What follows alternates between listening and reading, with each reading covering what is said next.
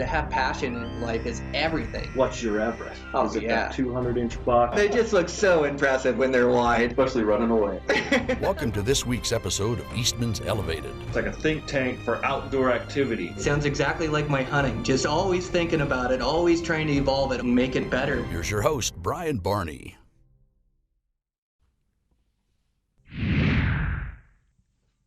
Yo, what's happening, guys?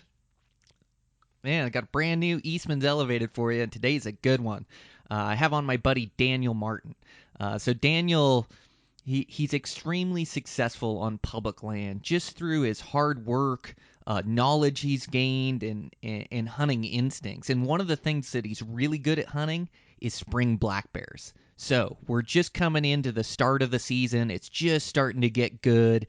And I have him on the podcast, and we talk over everything we know about hunting spring bears. So Daniel, he's harvested some great bears. He sees a ton of them throughout the season, and so we try to dissect spring bear and what makes us successful in the bear woods. Made for a great conversation. I've been thinking about putting this one together for quite a while. Dan's been on the podcast before, and he did really well on it. And so I had this idea in mind to get him on here for bear season as he's killed some absolute slammer of bears and really knows them inside and out. So made for a really fun podcast. I enjoyed it. I think you guys will enjoy it too. I want to thank today's sponsors. I want to thank onX. onX has changed the way that I scout and hunt. I absolutely love this app. To be able to look at aerial imagery or to be able to look at topography or a hybrid of both, to be able to make an entire hunt plan, on my computer, which also translates to my phone, and have that on a hunt is so valuable. And then also so much of the hunt is about adapting to the situations at which you're given. And so sometimes you don't find animals in a location, or you do find animals in a location, and it's so easy to adapt your hunt plan right there because you have all the information with you. And you just have to catch or save your maps before you go. And so even if you don't have cell phone coverage, you have your map on there and your GPS works. I've totally gone away from a GPS. I just use my phone, which I guess is my GPS. But it's just an amazing app that changed the way I scout and hunt. And right now, as I'm starting to make my hunt plans, I'm spending hours and hours and hours on their app. But I just absolutely love it. They're constantly innovating their app and coming up with new ideas. And like I can send, if I'm meeting my buddy in the middle of the wilderness, I can send him waypoints to come find me. And this works really good if you get an elk down and maybe you and your buddy are separated. You can just send him a text that has that waypoint on it, and then he can walk to that waypoint. I remember, we'll get through this and get into the podcast, but I remember meeting Dan in the middle of this mountain range in Montana, and he could come 2 or 3 days later than me. And I remember he had a hand-sketched map that I made him that showed that he had to go around the lake this way and around the lake the other way. I mean, thank goodness Dan has good wood sense and found me back in there. I set my tent in a good spot where he could glass me up with his binos. But it would have been real easy for us to not connect on that hunt, or him not find me and us just be in there a week by ourselves. But now with this app, you can just send him a waypoint and meet right in that spot. So absolutely great app. If you're not a member, you need to be. You can get all 50 states in there. So any place you're hunting, you can have the maps and boundaries of it. And it just gives you such confidence to enjoy your hunt too, knowing the borders between private and public on some of these hunts. So awesome app. Thanks to onX for their support. I want to thank my other sponsor for today's show, Savage Arms. So Savage Arms is a new sponsor to Eastmans Elevated, but they're not new to the Eastmans crew. They've been using them for nearly a dozen years.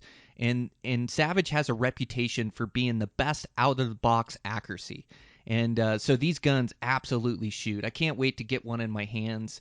Their new rifle this past year they came out with was the Impulse, which looks like a great rifle. The one that the guys really like is the 110 Ultralight. Like, you talk about a mountain rifle. This thing comes in at under 6 pounds. And then just these new age rifles. Like back when I used to rifle hunt, I used to have my trigger adjusted. Well, these rifles have an adjustable trigger that you can do yourself. You can set it from 1.5 pounds to 4 pounds, with an easy switch on that. So basically, a lighter trigger pull will make you more accurate. So those really good shooters, they like a light trigger pull around 2 pounds or so. And so it's easy to get with this rifle without taking it to a gunsmith. Also, it comes with a synthetic stock, so you don't have to worry about warping or wood or getting wet or anything like that. But this stock is also adjustable, which is just wild. So you can adjust this stock to the length of pole. You can adjust the height on it for your cheek, and so you can really make it fit, your face to be as accurate as you can be. So just absolutely awesome.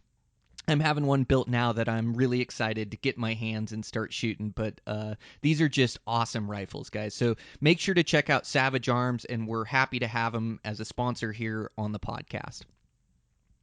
With that, make sure you check out everything we have going on at Eastmans. That Eastmans Tag Hub is a great resource for studying up on tags for this season. I know we're all patiently awaiting draw odds. I blanked in a few states, but I've got some tags and I'll be hunting the mountains. I'm not too worried about it. So hopefully there's some other drawings to come out, and maybe I can just draw, one of these good premium tags or add another hunt to my lineup this year. So super excited to see those coming out.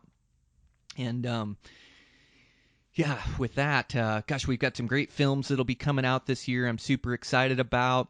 So be on the lookout at those for Beyond the Grid. You can just search Eastman's Hunting TV on YouTube and find some videos there. And, man, with that, I'm ready to get started here bear hunting. We talked on the podcast with Dan. I went into a vantage point the other day, but the grass has just been a little bit behind in my neck of the woods. I tend to be at higher elevations where it takes a while to turn on. And so over the years, I've kind of learned to, go a little bit early and heat check some spots, but really put my effort in as the grass starts to come up and go. And so there's starting to be a green tint in these mountains, and I just can't stand it any longer. I'm going to get my work done, get this podcast out to you guys, and then I'm going to go bear hunting this afternoon, evening, and boy, I'm going to start the process. I mean, I really think they're one of the toughest animals in the lower 48 with a bow, spot, and stock. They're some of my most prized trophies, and so, I just can't wait to start the process and start getting after these things and looking for a big old pumpkin-headed boar. So I'm super excited. Hopefully you guys will be getting out this spring. Hopefully you guys enjoy this Spring Bear podcast. And, man, with that, let's get into this thing. So Daniel Martin, my buddy. I'm your host, Brian Barney, Eastmans Elevated. Here we go.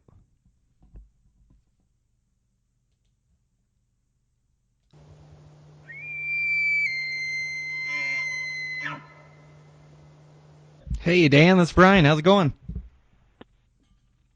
Good. Hey, buddy. What do you know?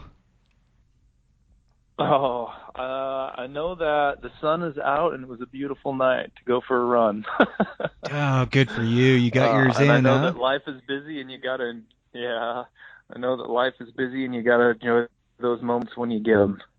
Man, that's the truth. It's so enjoyable when the sun comes out. It's miserable when it's snowing sideways in that north wind that we've had about the last 2 weeks. Yeah, no doubt. I think everybody gets a little bit under the weather when it's rainy or cloudy and cold and stormy, and everybody just wants it to warm up so we can get back outside to doing the things we love and enjoy, right? Man, and that's that fresh it. air. Mm-hmm. Speaking of, been out looking for those bears yet?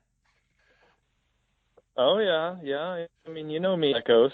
It's kind of an addiction, right? Like, I told you, I think the last time we chatted in our deep conversation that I don't usually get too excited about bear hunting until mid-May. But, this year I just was like, man, I got to get out. I got to get out no matter what. Even though I know the chances of finding and killing a bear this early are definitely lower than later in the season. But, yeah, no, I definitely got out last weekend and had a blast stretching the legs and the lungs and the glass. And, yeah, definitely, man. How about you? Were you able to get out yet at all?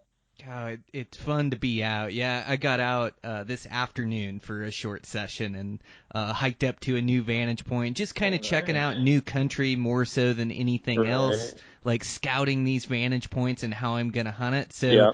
the grass wasn't quite Yeah. right in there, but it's pretty close to tell you the truth. I think like maybe by next weekend, might be able to spot one in Yeah. there.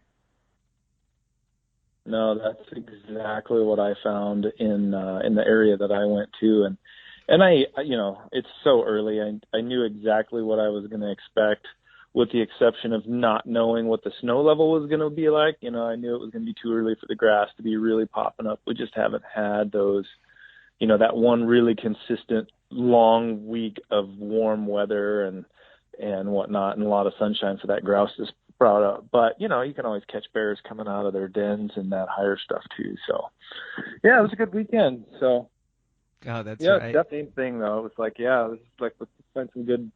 Went and checked out some new country, checked out some old ground, and pushed myself to go into some new country that I haven't explored in the past, and found some really neat ground that I'm definitely excited to get back into. And it's one of those things where I'm just curious. It's like in a couple of weeks, when more people start getting out, when the grass starts greening up, is it going to be pressured? Is it not going to be pressured? But it's all good. It's all fun. Yeah, that's like the public land hunting game. You're so good at deer and elk, but Yeah. maybe my audience doesn't know, but you're a heck of a bear hunter. You've killed some great ones, and you see a bunch throughout the season. And so, yeah, just exactly why I wanted to get you back on the podcast. But yeah, that early season, you tend to be like you can almost be. It's better to save your time until they're late. Like that's the one best advice I could give. But when you love to bear hunt, you just kind of get out early. And like you said, that early season, you can catch them coming outside their den and wandering around. And we get to be grass experts in the spring when you're a bear hunter, kind of analyzing where the grass is at and where it's growing. And so it's definitely like. It seems like it's lower elevations earlier in the season, and they follow that green wave up. Yeah. So I know where I was looking Definitely. today was like around. It was just over 6,000 feet. Where I think right now, like that 5 to 6 or 5 to 6,500. Like the date right now is the 21st of April. So gonna be pretty low, pretty Right. spotty. But like when you have an addiction, you got to get out. Oh, absolutely, man. Just getting out there and spending time in the woods, that's what's really important. This time of year is one of the things I think a lot of guys and gals get frustrated is that they'll go out with the excitement that we all have the first couple of weeks of the season, and they may get frustrated just because they're not seeing a lot of bears during that time. And a big part of that is exactly what we just talked about. Like the bears are going to be at different elevations where we may not normally see them later in the season. They're going to be even on some of the private ground early, or they may just be super high and way up in the snow line and in their dens and not really moving around much still too. I mean, they're really just kind of the elevation that you're hunting and, the snow levels where you're at. So yeah, a lot of people I think get washed out kind of early.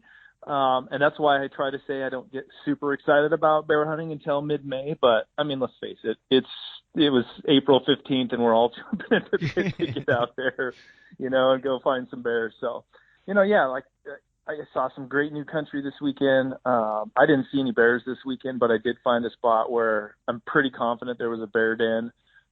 There was kind of this, I would say the ridge ran east and west, and it had a south-facing slope and a north-facing slope. And from where I was at, I couldn't see the south-facing slope, but I'm sure it was burned off. I know it was burned off because I could see some of the other slopes of that same feature that were burned off. But the north-facing slope was covered in bear tracks in the snow. And I watched that like a hawk, just hoping that maybe that bear would pop over the ridge and come play in the snow a little bit. He never did. She never did, whatever it was. But there's clearly a bear that's been hanging out in that area, and there was there was a lot of rocks in that feature, so I'm sure there was a den very close by. But that's just one of those cases where, yeah, there's no green grass, like very, very, very little green grass in a couple of the bottoms of the draws, but we're talking like maybe an inch tall. And that's not enough to get the bears moving. No, just not Yeah, quite no, it's enough. good stuff. Yeah, good for Exactly, you getting out. exactly. It's like a good time to scout too. And like you say, when you love to hunt, you just get out. And it's been one of my dreams to kill a snow bear. And so a snow bear is one of those ones that Yeah. you're talking about that lives way up high, that's living around his den. That you kill him, and then when you Yep. take your harvest photo, there's 3 or 4 feet of snow around you. All deep drifts. So Right. I've looked for it before. Yep. I have more luck in the rocky features and actually like Yeah. burned off south facers is where I tend to find them early, Yeah. and then real rough rugged country. But if you locate a bear early, he'll usually stay in that area for a week or two. So even if he puts away and you don't get a stalk on him, like you could return the next day or the next couple days and still find that same bear because it seems like he's just getting outside his den, wandering around, and half the time there's not much grass to eat like right now, but I'll still just see him browse around and walk around. Like half the time I think they're eating rocks and sticks, but they just kind of getting outside their den and waking up and getting that getting a little bit of green grass that is out there. So those would Exactly. definitely be like the early season tactics, but I definitely like it as it gets to May and into that later season. I know you do too, when those things get on the grass. Oh yeah. Yeah, definitely. I mean, that's ultimately my favorite time of the year to hunt them.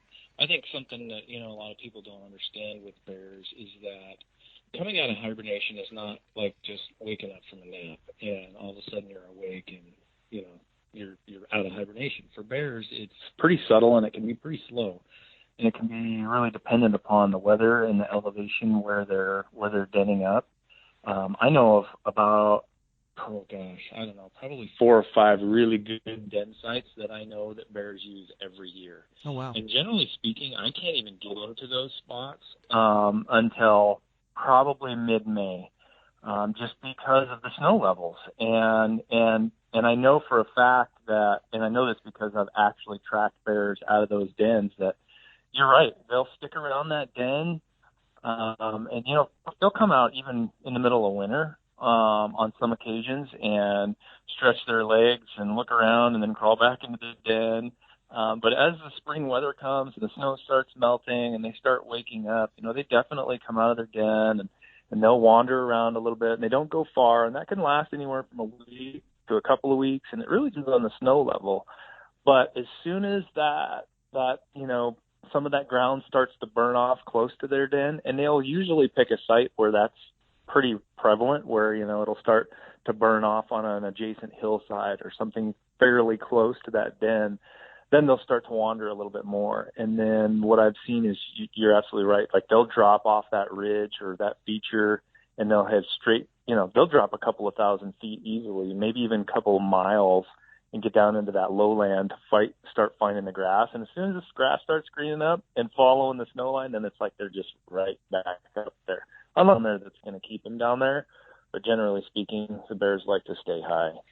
And for me, and where I hunt, it seems like mid-May is when generally the snow line has hit their den levels, right? And so it seems like that's a lot of times they'll be away from the den long before I get up there, but by the time I get up there, unless I'm snowshoeing in, which is not my favorite thing to do in the world, I hate snowshoes.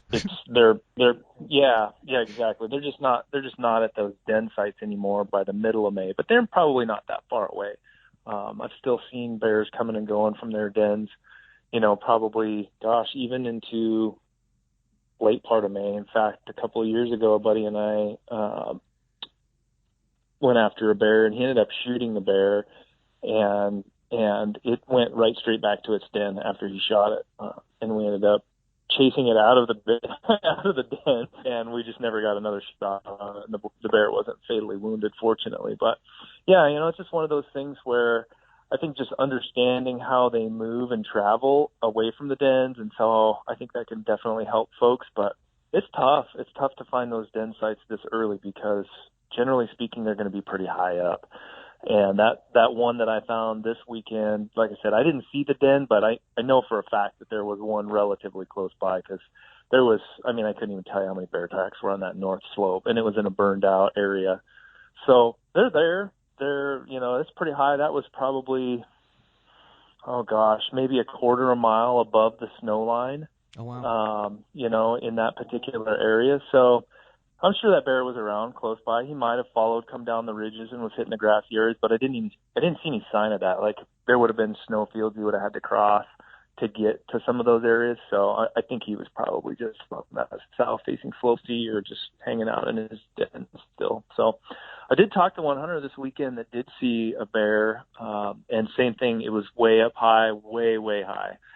In fact, that bear that they went after was probably a good mile above the snow line. And one of those, like you were talking about, just deep, knee-deep snow areas, and I guarantee that bear wasn't far from his den. I mean, that's how it had to been. And I never did hear whether they got that bear. I never heard any shots. They weren't camped too far from where I was at, and I never did see the hunters again other than that first night. But they're out, so I mean, guys can definitely get into them this time of year. It's just a little more difficult.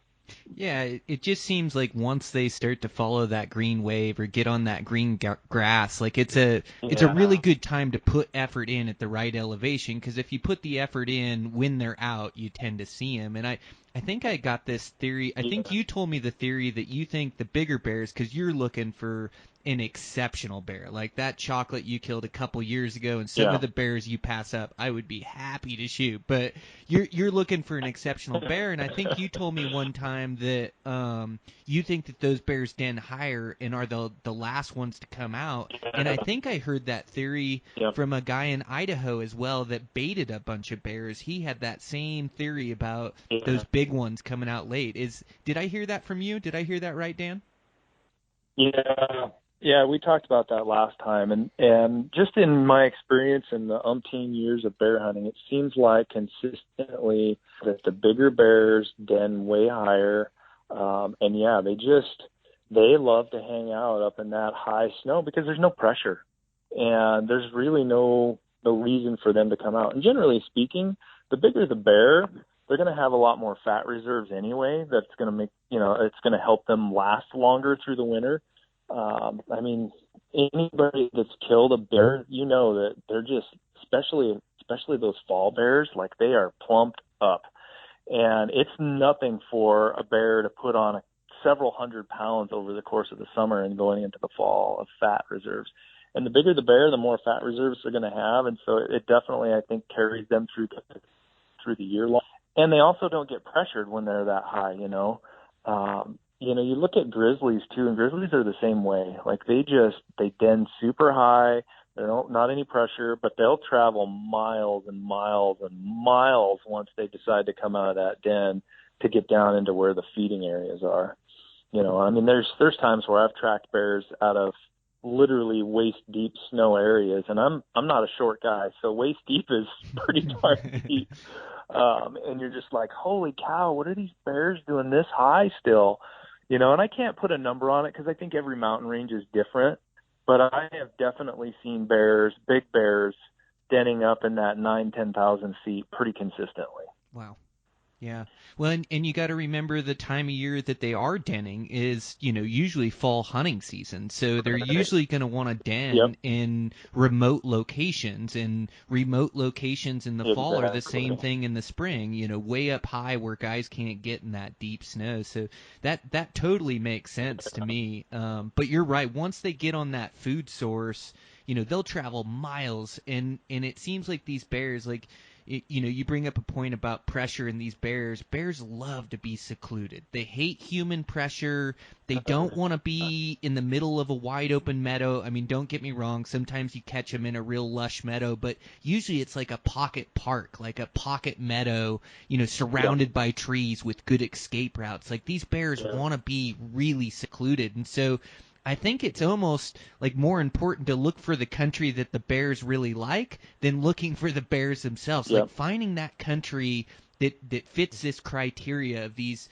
small lush meadows. And usually when you sit down on a master vantage point, the greenest, luscious neon grass you can see, usually that's where the bear pops out. Like they just, they can smell 7 times what a bloodhound is, and they just have a knack for finding that real green, lush feed. And so, like, they definitely want to be secluded. It's like it's in those bears' DNA, it seems like, and it doesn't matter which mountain range you're Yeah. in. They just want to be in a secluded little spot, which doesn't always lend itself to a big master vantage point. Like, I love a big master vantage where I Right. can see a giant drainage and all these bear features. But the reality is like, sometimes you got to hike up a drainage and you're only looking at a few meadows up the drainage, but that's the country that the bears like, it Yeah. seems like. Do you find that in your Exactly. bear hunting, like looking for those things as well? Yeah, absolutely. I think you hit the nail, and a big part of that too. And what's great about getting out in the early season, like right now, is putting those boots to the ground and learning the area, learning where those glassing advantage points are. Like you can get on your Onyx, you can get on Google Earth, whatever you use to do your e-scouting, go hunt, whatever it is. And you can look at it on a map and you can pick out meadows and areas where bears might frequent, right? But to the ground. And you might have a vantage point picked out on your Onyx map and be like, yep, there's a ridge here. It looks like there's some, either some rock features or or a bare hill that I can get on and glass into a feature. But until you get out there and look, you don't know what you're going to see. And you may not be able to see the features that you want. And you may actually have to hike around until you figure out, like, okay, where can I see this meadow from, right? And a big part of that early season for me is figuring that out, like figuring out those features, learning that area a little bit better. And truthfully, chances are you're not really going to disturb a whole lot in the early season like this, right? Like we're not going to be bumping a lot of bears out of the area if we're hiking around and kind of glassing and maybe not paying attention to the wind as much as we should be.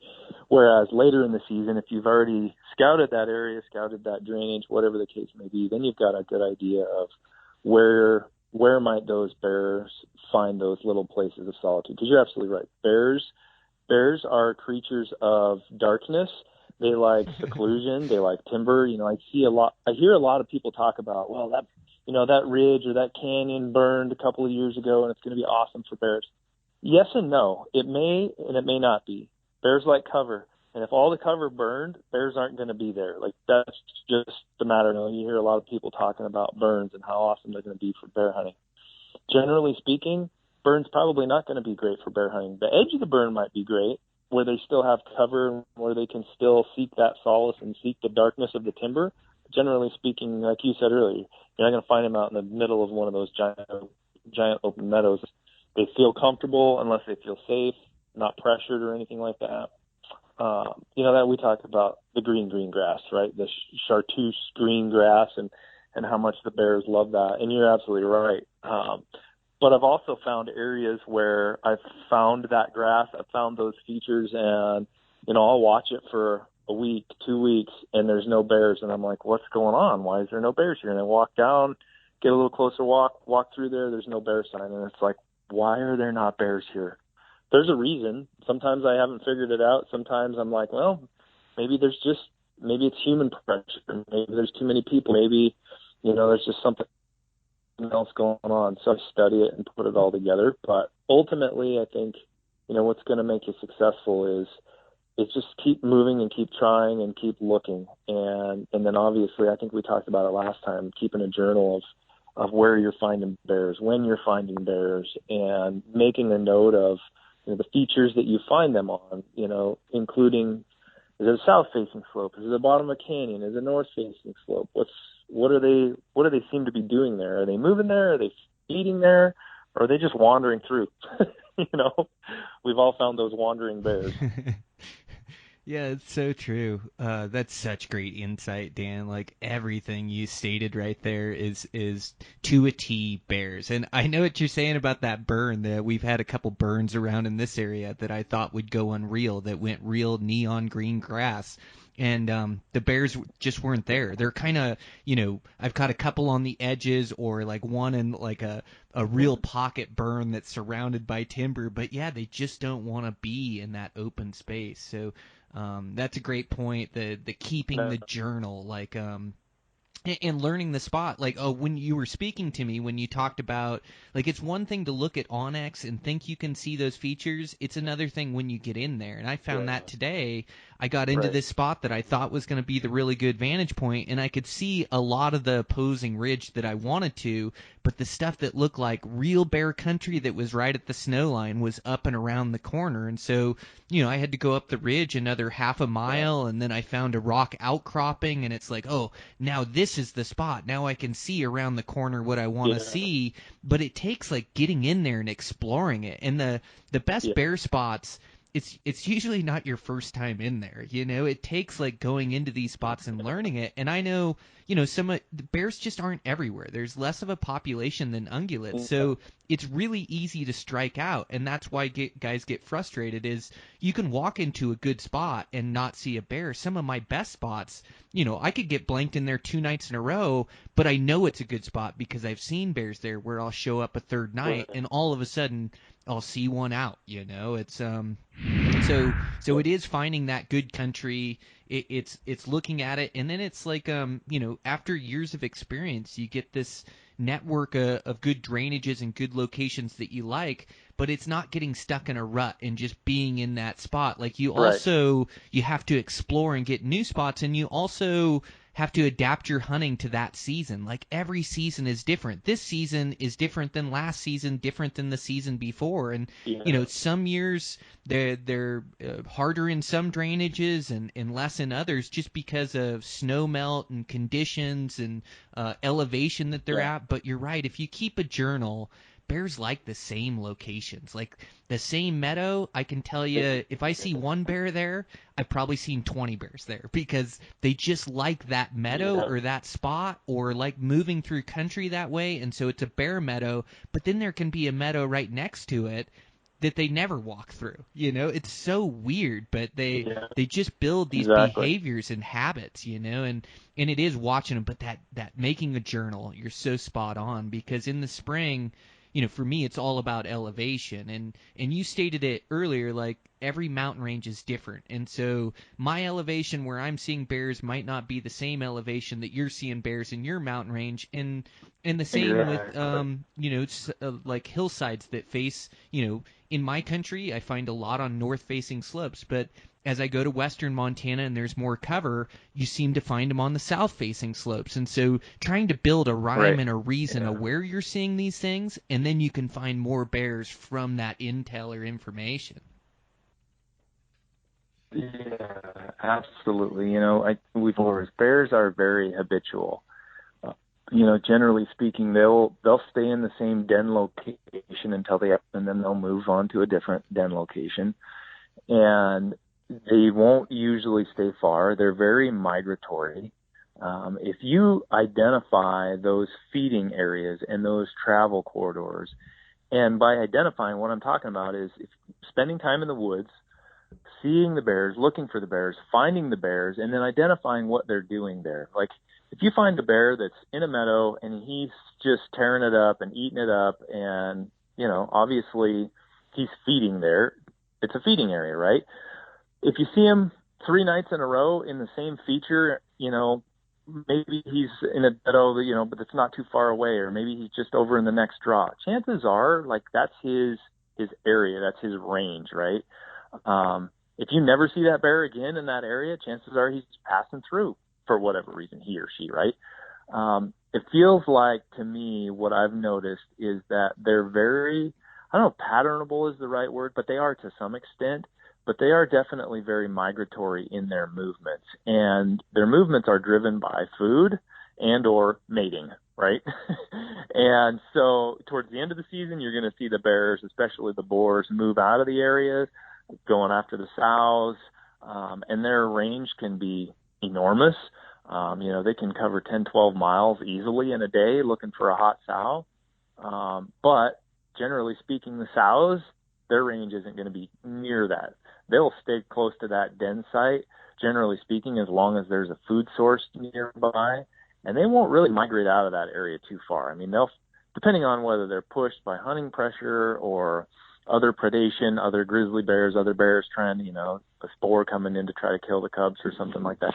Generally speaking, they're not going to move that far. And you're absolutely right. Once you find a bear on a feature, make a note of that and try to identify what is that bear doing. Like, did I just spot that bear walking through that meadow, walking across that ridge line, going through that hogback, crossing the creek, whatever the case may be? Like, why was he there? And really dissecting the circumstances around it. The time of day is going to dictate that to some extent. The weather, cloudy, rainy days, favorite days to hunt bear of every day of the year.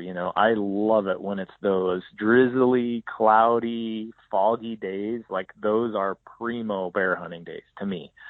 Sure, it's great when it's sunny and it's warm and nice to be outside. Bears don't like that kind of weather. Going back to that seclusion and that recluse type behavior, they don't like to be out in the sunshine. It's hot. They're exposed. It's not fun for them necessarily to be out and foraging when it's 85 degrees out. And so I think, just noting that in a diary so that you can start to understand those patterns.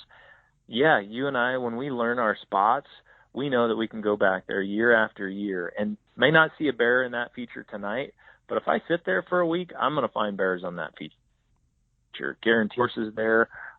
They're going to be there. And that's kind of part of that coin toss of, like, when do you give up on a spot? If you spend 7 nights there and you don't see a bear, do you give up on it if it has all of the bear features? One of the things that I like to do when I find a new area or I scout a new area and I'm like, oh, this looks good, right? I'm seeing a lot of the things that I want to see as far as bear habitat, those little pockets that you talked about in the timber, with the deep grass, there's water sources nearby. I mean, bears need water just like everybody else, everything else, every other creature. There's timber, there's seclusion. It's either that north face or that south face. If you watch a spot and you don't see bears there for a week, like, go walk through there.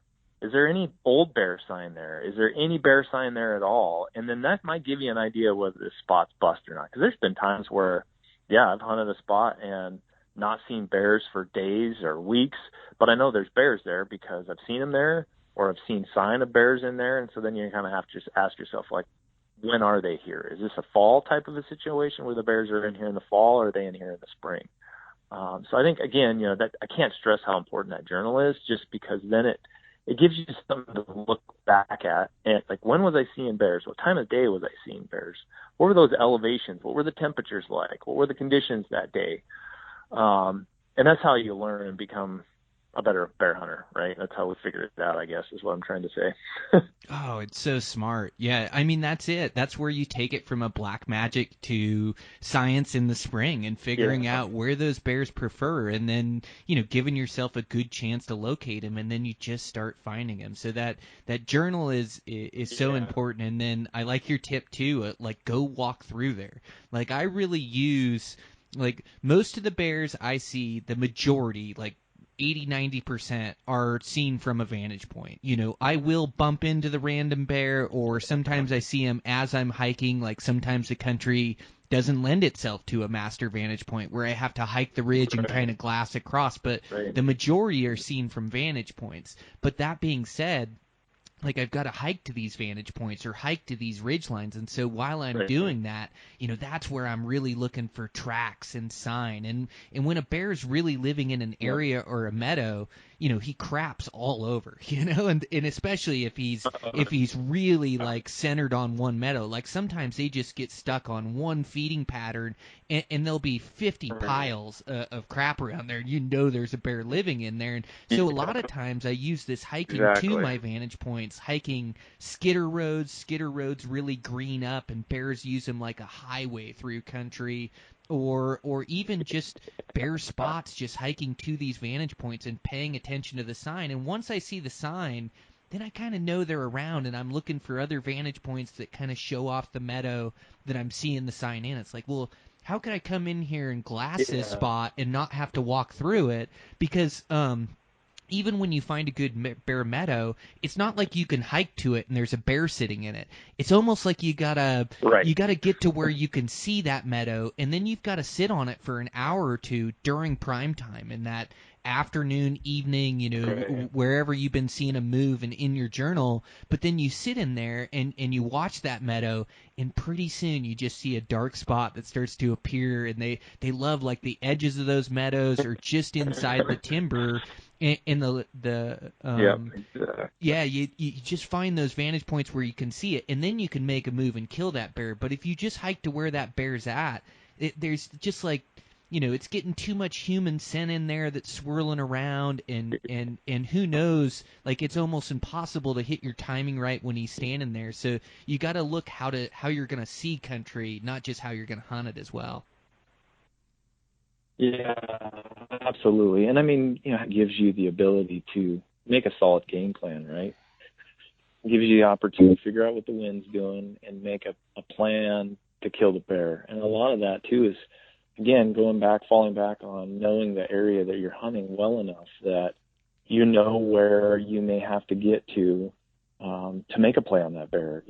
That big chocolate bear that I killed that you mentioned at the beginning of the show here is that bear. I'd been hunting that bear for 4 years, and I knew that canyon, that drainage, those features well enough to know that when that bear came out in this spot, that's where I needed to be. Or if he came out on this feature, I needed to be in this spot.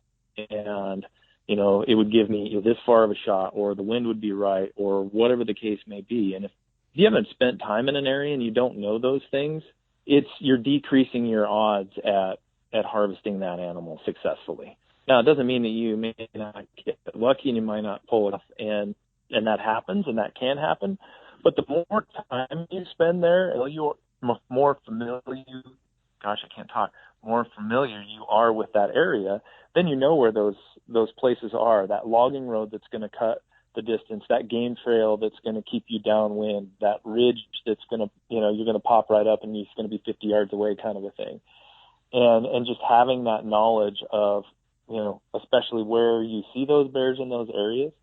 Like, I guess one of the big things that I would encourage anybody to do when they see a bear, a lot of guys, I think a lot of people, not just guys, but guys and gals, they see a bear and they get so excited that they just go straight after it, right? And they don't take the time to study it, to watch it. I mean, generally speaking, unless it's the biggest bear you've ever seen in your life, take some time and watch the bear and get an understanding of what the bear is doing there.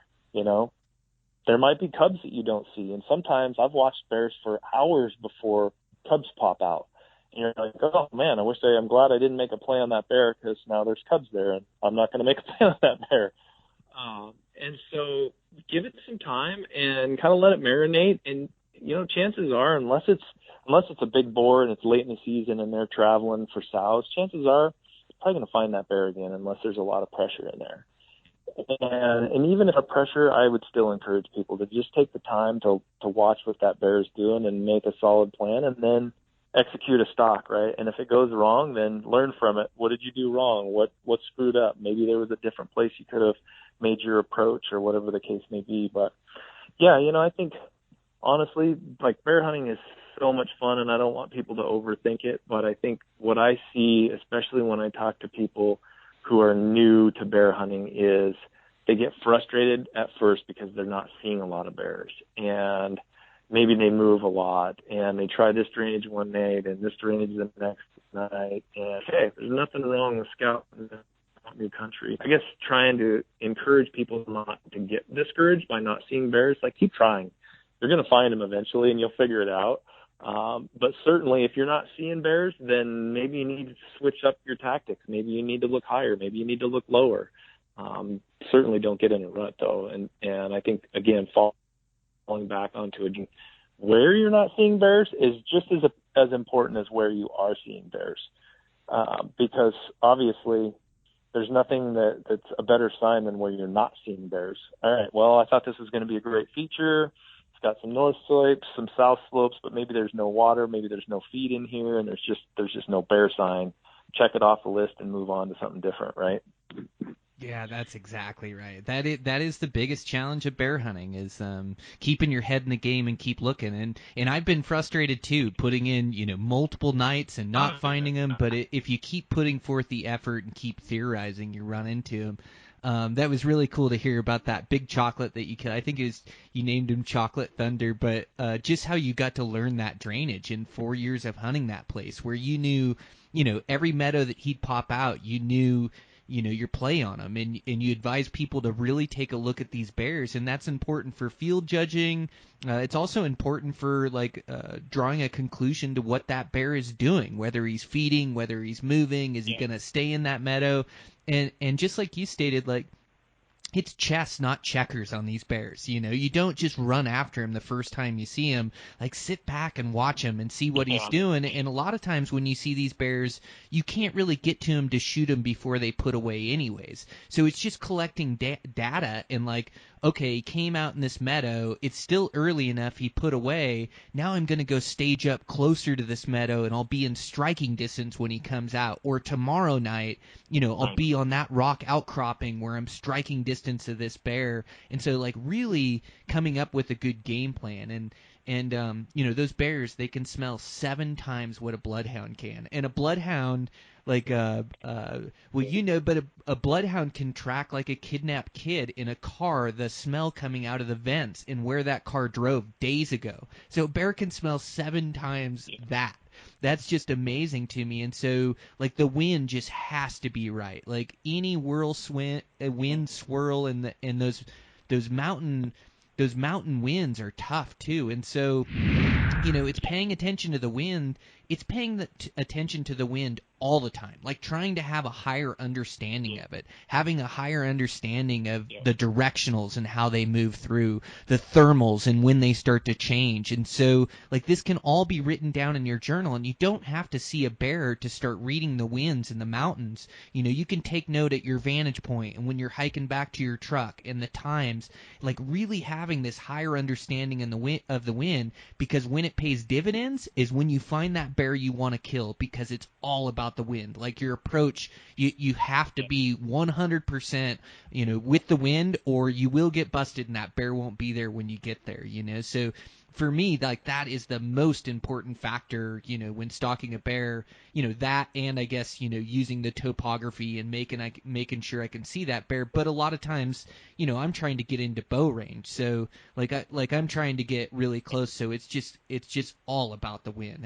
And I'm sure you, being the bear hunter you are, you get really good at reading those winds.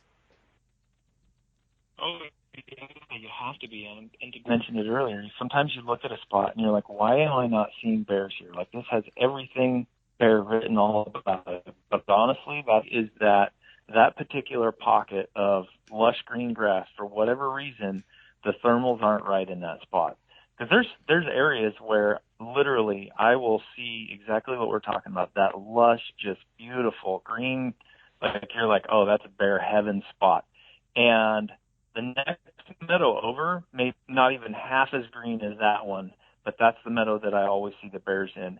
And my theory is that it's all about the thermals. There's something about that little pocket right where it's at where the bears don't feel safe there, and that maybe it's a dead zone where they just can't get a good scent or whatever it is. But there's something about it, and I've always just kind of in the back of my mind thought it has to do something with the thermals, because you're absolutely right. There's times where I can watch my watch and I can sit there and I know when the wind's going to change, and I know when the thermals are going to change, and they're either going to start blowing up, or they're going to start blowing, or they're going to stop completely. And I can be like, all right, I know that a bear is going to come out in that meadow within the next 15 to 20 minutes. And if there's a bear here, this is when it's going to happen. And it's like clockwork. They come out as soon as that thermal switch and they feel safe, then they're there. And they'll stay there, feel safe. That big chocolate bear that I killed, that dude, oh man, and he almost blew it for me, because unexpectedly the wind switched on me. But that's why he was in that spot. There was I'd never really recognized that there was a constant, it was just because of this rock feature, the wind would swirl right there. And literally, even if the wind was blowing down canyon, it always looped back around into that spot where he was feeding. And so every couple of minutes, it would swirl, and he would be able to get a whiff if there was anybody sneaking in on that one side. And sure enough, like as soon as I got set up in the location that I was going to shoot from, I felt it hit me, and his nose hit the air, and I was like, oh no. It came on. Like how, and dude, I've been hunting that spot for 4 years, and I didn't know that. I didn't know that it swirled like that because I'd never really I'd been on that feature before, but for whatever reason, I never paid attention to, I'd been there earlier in the day. Like I would never go into it like right at that prime time when the bears would be there. And so I just didn't realize that it was swirling like that before it would travel down canyon, because that's one of those spots where like 4 o'clock hits and it's like somebody turns on a switch and the thermals go from blowing up to blowing down. And as soon as they start blowing down, then the bears start coming out in that feature. So, yeah, it's just one of those things where you're absolutely right. And regardless of whether you're a rifle hunter or a bow hunter, you definitely have to pay attention to those thermals, because no matter what, that's going to drive why those animals are where they're at. And if they don't feel like they're safe in an area where they can't test the wind, generally speaking, they're probably not going to be in that area.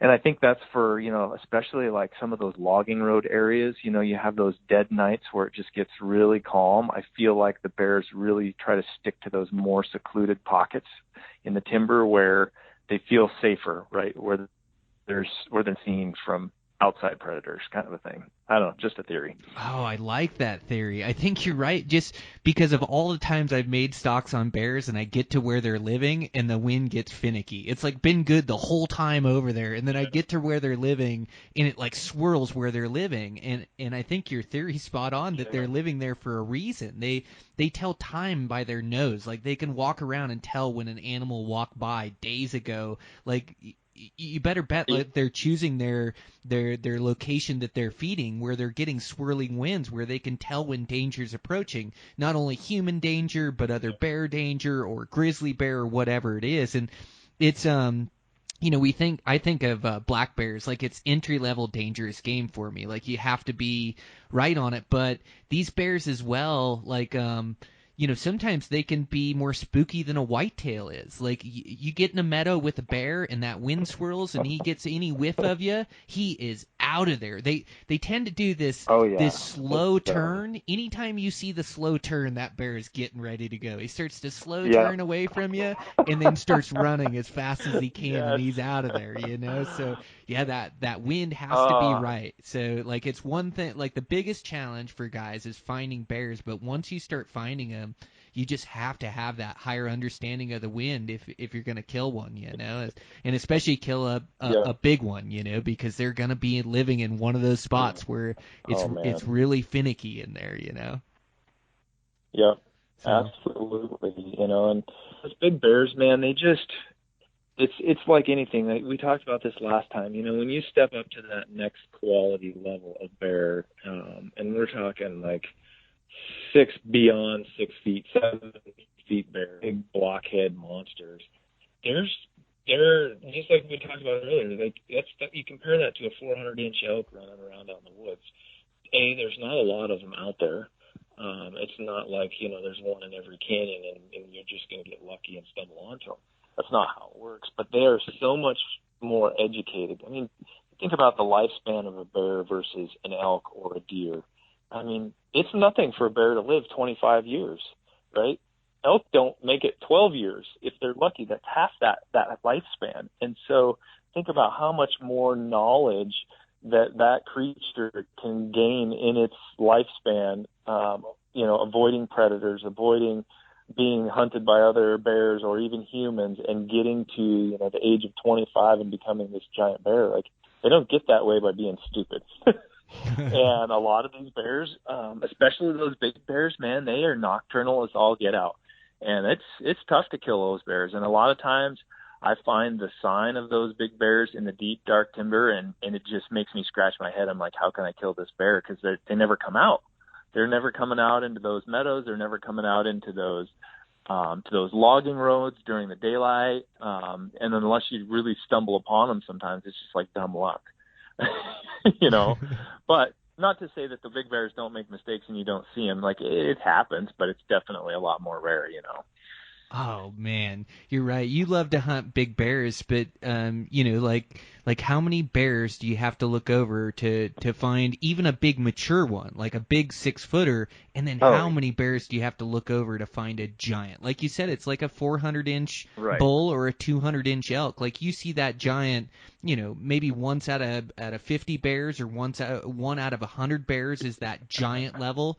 And even finding a good mature boar, sometimes you have to look over 10 bears to find that good one. So like field judging bears is one of the toughest things out there. Like it's really tough to be able to tell, and so you, like, I try to build tactics for judging them, and then a lot of it for me, like, it's just been looking over a ton of bears and then starting to know what I'm looking for, identify it, and then I have to believe myself too, because sometimes I can talk myself, a medium bear into a bigger bear or something. Like, you really have to trust your judgment. But what are some of the tactics you use for judging these bears, for really knowing that you're on a big bear? Because sometimes these smaller bears will have really good proportions and look like a big bear, but you get up to them or you see their ear size and they're not a big one. So what are some of your tactics or things you go by when you're judging these bears?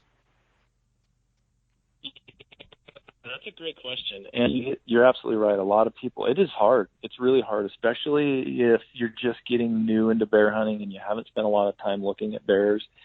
Bears can be very deceiving, and even small bears can look big under the right circumstances, in the right. And I think a big part of it takes experience, but I think mostly what I look for is little ears, big head versus big head, little ears.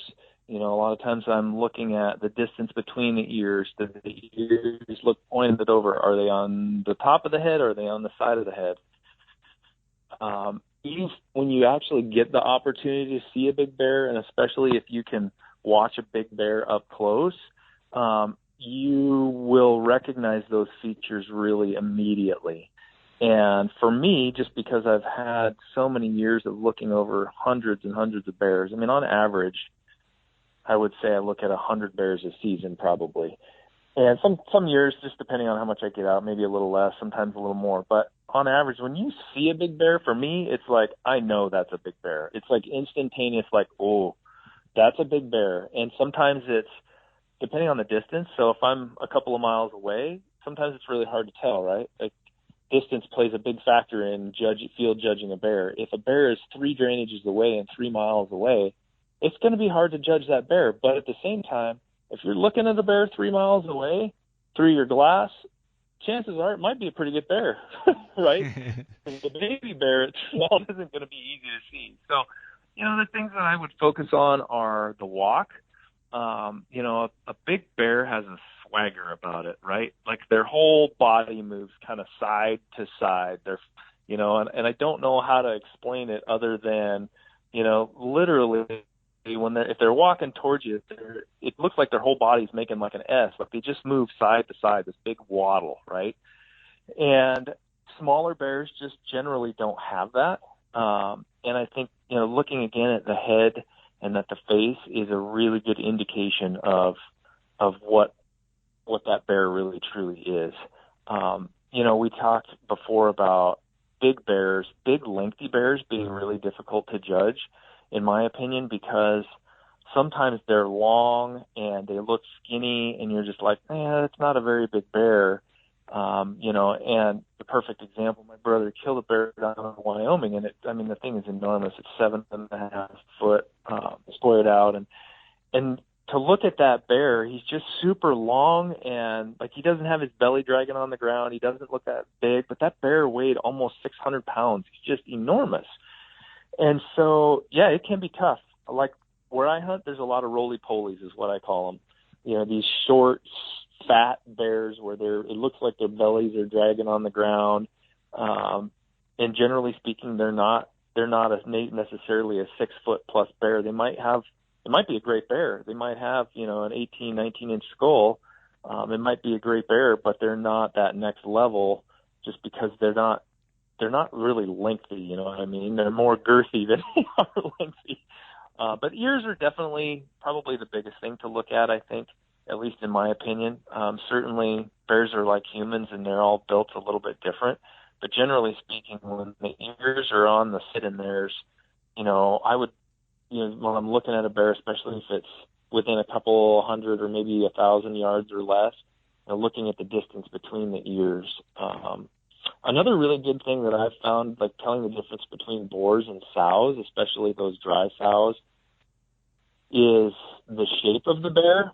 I've found that, big boars have thicker, like arms, like all the way down to their paws. It's almost like, they're like tree trunk like, whereas they're the same thickness from more or less the elbow down to the paw. Whereas with a sow, it'll be more pointed. It'll come down to a point. And sows, they have this like almost inverted teardrop look to their body shape, like almost like a hot air balloon, if you will, I guess. Like they're big up top and then they kind of teardrop down to their legs. Whereas usually what I've seen in my experience with those bigger boars is they're more bulky and more tree trunk like. Their legs don't necessarily come down to that point, if you will. And that's really helped me in judging the difference between sows and boars. Obviously, a lot of times in the spring you've got sows and they've got cubs nearby, but that's not always the case. Or the cubs may be out of sight for hours. And so really trying to be critical of really looking at those features, including the faces. I mean, that's you got to get up close really to be able to determine whether it's a sow and really get a good look at that nose and that face. And once you look at enough bears, especially if you've seen someone that's killed a sow or shot a sow yourself, and you just look at the features of the face, just like men and women, just like humans, like they're pretty distinguishable, really. If you look real close, they are. The sows just have those longer noses, whereas those boars just have bigger, blockier heads. When you see a bear that has a head that looks like a basketball, that's probably a big bear. Yep.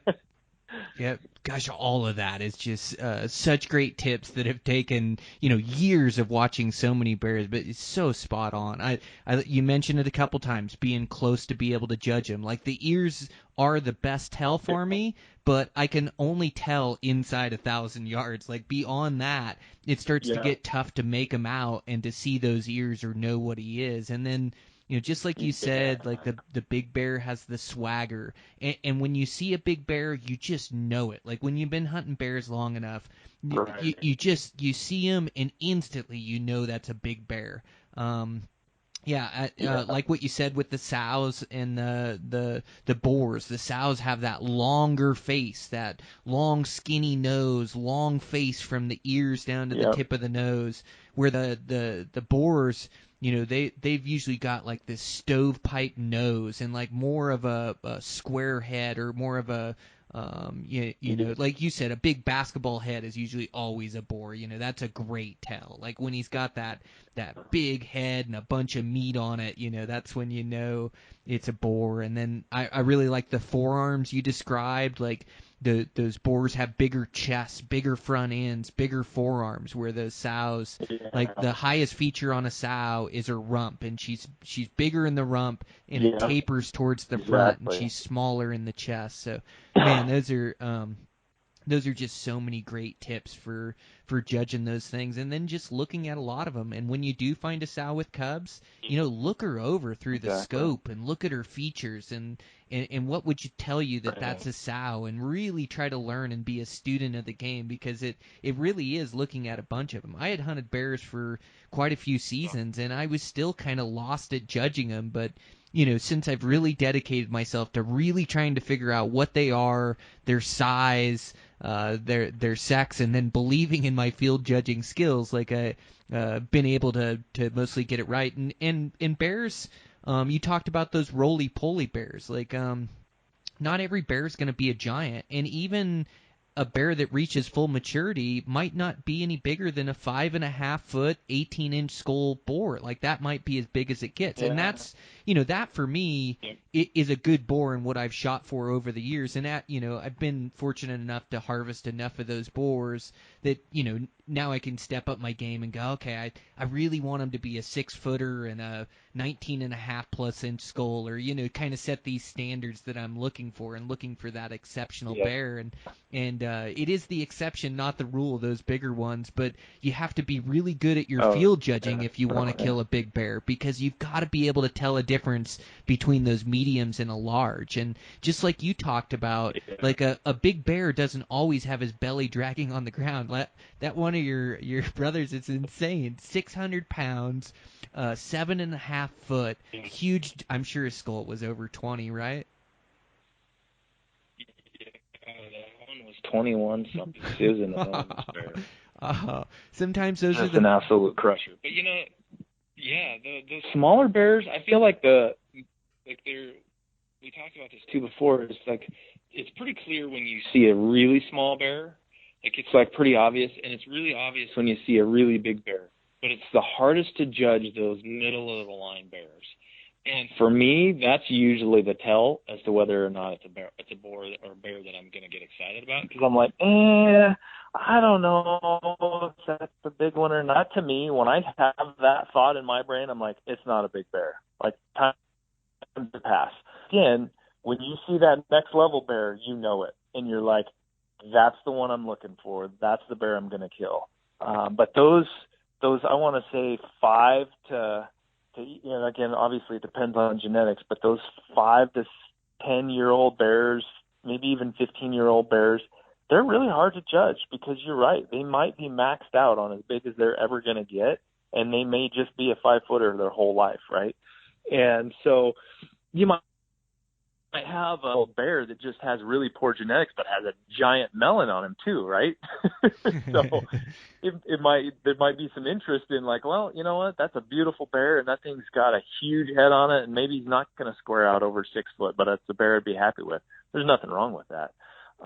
But you're definitely right as far as like those middle of the road bears seem to be difficult to judge for anyone, even experienced guys, I think, because there's times where I've been fooled. There's no doubt about it. I'm like, man, that bear looks like that's a great bear. I need to get closer to that bear. Like I get excited about that bear. And then I get over there and I'm like, nope, just another 5.5 footer. It's just one of those things where it's like, I was a little bit deceived. It happens.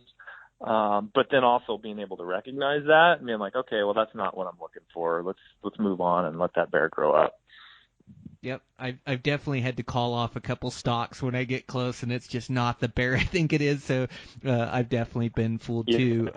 But yeah, believing in those tactics, and then you really can tell the difference in the size of those bears and the sex of those bears. It just takes time looking them over, And the cool thing is here in these in the lower United States, we get a lot of cool color phases. So we've been talking about that chocolate that you killed, because that's such a great bear. But now you're on a mission to kill a giant black, and I've seen you pass some pretty good chocolates looking for that dream black bear, right? Yeah, well, I think a lot of people curse me under sometimes when they see some of the bears that I pass up, because I've passed over a lot of phenomenal bears in the last 5 to 10 years, even just looking for that right bear. And yeah, you're right. I just haven't killed what I consider my dream bear, which is just a big giant blackie.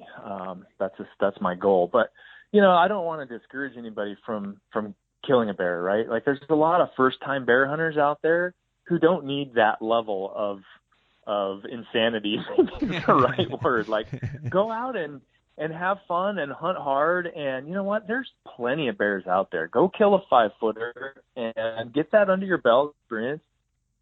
And if you're content and you're happy and that's what you want, absolutely, there's nothing wrong with that.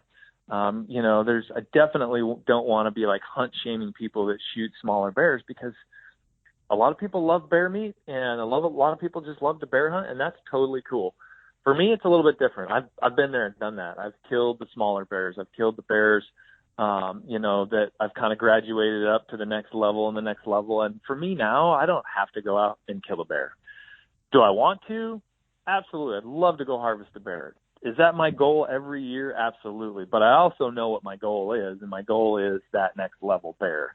And I'm willing to pass on, other bears that may be just as big, just not the right color. And for me right now, that's just a big black. That's just what I've got on my mind. And, it's pretty funny. I had a pretty interesting scenario a couple of years ago play out a giant chocolate. And I am telling you, this bear would have scored really high in the books, and it was one of the toughest decisions I've ever made as to whether I should take this bear or not. And I chose to pass. And there are days that I regret that decision, but there's also days that I really don't regret that decision, because you know what? I would have been happy with that bear. It would have been a huge bear. It was a huge bear. It would have been a phenomenal bear, but it just wasn't what I was looking for, and now that bear's still out there, and somebody else gets an opportunity to take that bear. And maybe it's the dream bear they've been looking for.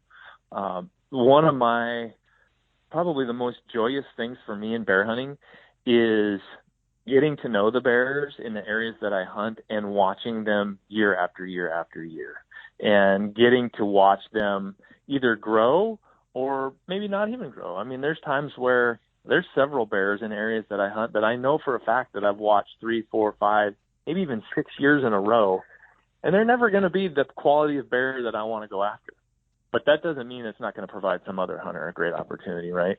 And that's really what it's about, is making sure that other people get those opportunities too. I met a guy this weekend up where I was hunting, first-time bear hunter, and it's so exciting to sit down and talk with this guy and be able to share some of this knowledge with him, because, he never experienced it before, and he was really wanting to be out there and really wanting to learn. And to me, that's what it's about, is helping other hunters be successful too, and sharing, what knowledge guys like you and I have gained over our experience to make other people better at this sport and being more successful, and certainly trying not to discourage people from shooting a bear just because it's not what maybe my goal is. I think a lot of people have this expectation that they have to go out and shoot a 350-inch bull elk, or a 200-inch mule deer, or a 7-foot bear. Don't get caught up in that hype. Go out and hunt and have fun. For me, I've like I said, you guys like you and I, we've killed those bears, and a part of it for me is what's the challenge now? It's finding that next level bear and just enjoying the process of hunting and finding those bears. Yeah, that's really well stated, Dan. And I'm glad you mentioned that as well. We're all on our own journeys, and you have to work your way up the trophy ladder. You just can't set out and think you're going to kill a 7-foot bear without having 10 years of experience or 20 years of experience. You might run into that giant. You might run into that 200-inch buck, you know, but you just want to go out and have positive experiences and excitement. And I mean, I have been thrilled with every bear I've ever shot, and I've killed, a handful of really good 5-foot bears that were boars that had good heads that I was super happy with. But as my bear hunting journey progresses and evolves, I start setting my standards a little bit higher. And when you set your standards a little bit higher, you have to be okay with maybe not finding that bear this year. And that's fine by me. But eventually I'm going to get that one I want, and then I'm going to be totally stoked on it. So guys have to follow your social media and follow your journey, not only bear hunting, but elk and deer. But bear season has to be one of my favorites to follow your social, as you're really good at posting your progress and bears you're seeing, and it's just such a great follow. So High Country Dan on Instagram. Where can guys find you? Facebook as well, right? Facebook, Instagram. I'm going to be doing a lot more of the vlogging / hopefully sharing some of my bear stories this year. In fact, putting together, hopefully maybe even tonight, last weekend's excursion. But yeah, you can find me on YouTube as well. I think my YouTube channel is also High Country Dan. I'm pretty sure I'd have to look into that. But yeah, definitely follow me on Instagram. I have the link to my YouTube channel in there as well. And yeah, I think a big part of it is not sharing to boast, but sharing to share with other people and help educate them and hopefully get them to be a little bit more successful in bear hunting as well. I mean, talk about the best time of the year to get out in the woods when the snow is melting and things are starting to green up and the elk and the deer are coming out, and here in a couple of months the elk and the deer are going to start having babies, and man, it's just such an amazing time to be in the woods. And bear hunting for me is honestly probably it's not probably my favorite hunting of the year, just because of the solace of being out in the woods and chasing bears and finding bears and finding a lot of bears. Like, I get excited about finding a lot of bears. Like, I just love watching bears. Like, that's the best part of it. And sometimes it's even better for me. What kind of makes me tick in the bear woods is just finding them and knowing, like, if I wanted to, I could probably kill that bear, but that's just not a bear that I want right now. And even getting familiar enough with knowing the bears in the areas that I hunt and seeing them year after year, it's like such a special thing to me. So yeah, definitely like sharing it with folks. And I encourage anybody that's listening to the podcast, if they want to reach out to me or have any questions, man, I'm all about helping people be successful in the woods. Man, that's so cool. You're such a solid guy. Thanks so much for taking the time and being on. And I can't wait to check out the YouTube channel and the new vlogs that you have coming up. Super stoked for that. So definitely. Yeah, I'll follow the link and follow that and channel. Let's definitely. And then it's sure, always man. an awesome conversation with you, Dan. We keep talking at the same time, but it's always so fun to talk to you. You got so much passion running through you, and I just love following your social, love having you on the podcast. So yeah, thanks so much, man. Yeah, thanks for having me, Brian. As always, mad respect for you and your skills, and I think it's great that guys like us get the opportunity to share our experience with new people in the field, to hopefully make them successful as well. And I would really encourage any listeners out there who do have steer to share it with us, to let us know, tag us in your posts, let us know, if there was some tip that we gave them that helped them be successful this year. Like, that is so awesome. I'd love to hear about that. Oh, yeah, that makes my day when I get a message like that. So, yeah, please do. Right. So, right Absolutely. on. Well, thanks, Dan. Definitely. Well, thanks, Brian. I appreciate your time, too, and thanks for having me on the show. I appreciate it, man. Let's do it again. Yep, sounds good. We'll talk soon. All right, guys, that's a wrap.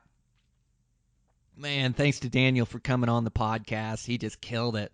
Just shared so much pertinent information about bear hunting. And one of the things I love about the day and age we're in, it's the information day and age. Like, to be able to get that information, like Dan and I have, I've been hunting bears for like maybe 15 years with my bow during the spring season, and Dan's probably got the same amount or more under his belt.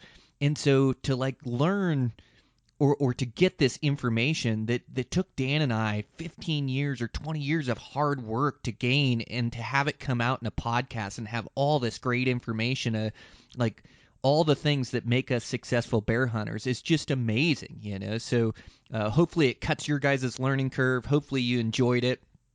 And, man, I mean, it's one of the fun things about doing this podcast is sharing in your guys' success. So hopefully it helps you guys this season. I want to thank our sponsors for today's show. First off, OnX Maps, man, they're just great. I absolutely love that app. And I also want to thank Savage Arms, new sponsor, but make great rifles with out-of-the-box accuracy. So if you're in the market for a new mountain rifle, man, that 110 Ultralight at under 6 pounds, synthetic stock, adjustable trigger, just sounds awesome. So I can't wait to start running around some rounds through one. If I can get some ammo, that is. Man, it's pretty tough in today's day and age. But, yeah, hopefully things kind of normal out here. So, man, fun podcast with Dan. Thanks, you guys, for listening in. I sure appreciate you. I'm going to get started on my journey today of hunting spring bears. Super excited. I've got that Matthews just shooting, all my gear together and ready. And just ready to soak in some of this springtime weather and go chase these things around. So it's going to be fun. I've got some trips planned with buddies that are going to be down. So I'll be teaming up with buddies here and there and helping them in their personal journey of killing a bear. Boy, my other buddy Dan Heverin has been so close on these bears. He's killed some good ones with his bow, but the last year or two, gosh, he's just had a bunch of close calls. So I'm definitely pulling for that guy to fill his bear tag this year and going to help him in the process. I have been in bow range in so many bears with Dan, and just need one turn or just need to get the shot or, one thing to happen and ends up blowing up. But we're going to make it happen this year. I'm going to see Dan behind a bear. I know it. So super excited. I'm going to go get started with that. And man, I've got some good podcasts for you guys coming up. I mean, I want to have this whole summer all to get you guys ready for this fall season so we can all have a successful season. I'm just so pumped for this fall and cutting my legs loose. So for now, I've got to get some work done and get some houses built and put my head down and be efficient and effective and plan some scouting trips for weekends and things and some spring bear hunting evenings and weekends. But get some work done and get my life situated for the fall hunting season. I absolutely can't wait. It's going to be a ride. So thank you guys for all the support, man. I really appreciate you guys. Social media, appreciate the shares on the podcast when you guys hear an episode you like. It all helps out in growing this thing and helps me out to bring you guys this content. So I sure appreciate it, guys. And wish you the best hunting this year and this season, and we're going to make it happen. So that's a wrap. I'll check in with you guys next week.